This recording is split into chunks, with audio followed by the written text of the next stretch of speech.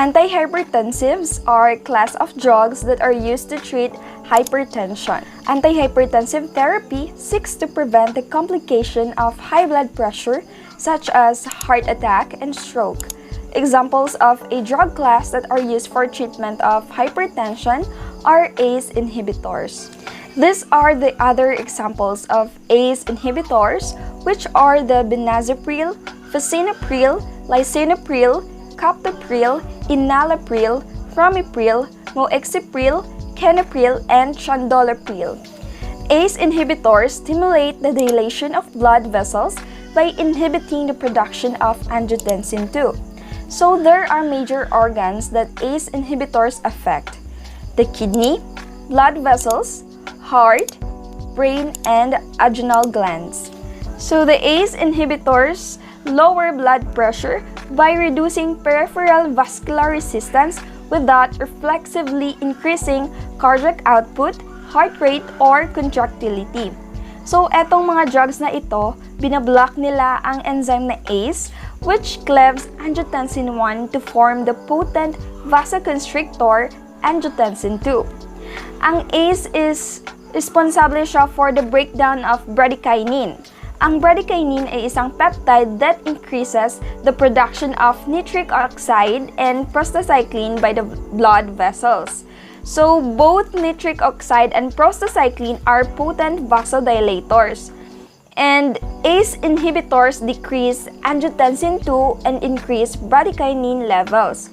So, vasodilation of both arterioles and veins occurs as a result of decreased vasoconstriction and enhanced vasodilation galing sa mataas na bradykinin level. By reducing circulating angiotensin II levels, ACE inhibitors also decrease the secretion of aldosterone. So it results in decreased sodium and water retention. ACE inhibitors also reduce both cardiac preload and afterload, thereby decreasing cardiac work. So ACE inhibitors slow the progression of diabetic nephropathy and decrease albuminuria, and thus have a compelling indication for use in patients with diabetic nephropathy. So, ang beneficial effects on renal function may result from decreasing intraglomerular pressures due to efferent arteriolar vasodilation.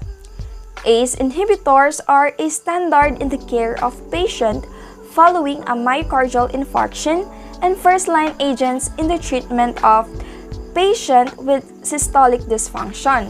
So, yung chronic treatment ng ACE inhibitors achieves sustained blood pressure reduction, regression of left ventricular hypertrophy, and prevention of ventricular remodeling after a myocardial infarction.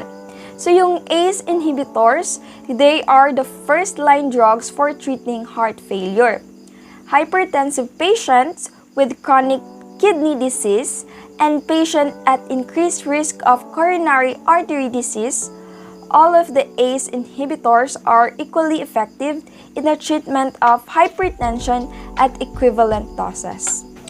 ACE inhibitors are a fairly well-tolerated class of drugs and produce only a few side effects. So, common side effects of this class of drugs include a dry, irritating cough, lightheadedness and dizziness, hyperkalemia or elevated potassium levels in the blood, and angioedema or swelling under the skin.